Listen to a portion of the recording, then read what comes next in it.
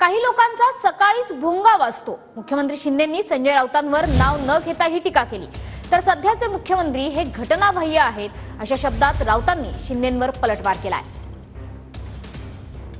ज्या पटेलला आम्ही सांगितले काम दिले ते मोठ्या प्रमाणावर बांबूची लागवड करतात। बांबू हा ऑक्सिजन जास्त देणारा, कार्बन डायऑक्साइड जास्ती शोषून घेणारा, बांबूचे एवढे बाय प्रोडक्ट आहेत की आपण विचारही करू शकत नाही। त्यामुळे खूप मोठ्या आणि काही लोकांना बांबू पण लावायला पाहिजे। अरे असे लोक आहेत सकाळीच भोंगा वाजतो, एक भोंगा निघालाय तो दुसरा चालू आहे।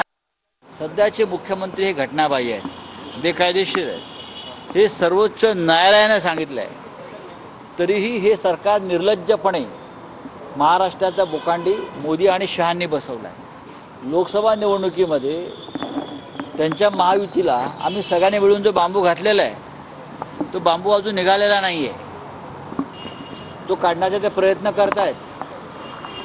त्याच्यामुळे त्यांना स्वप्नसुद्धा बांबू बांबू दिसतो, एवढा आतमध्ये गेलेला आहे तो बांबू। आणि विधानसभेला हा बांबू आरपार जाईल हे लिहून घ्या।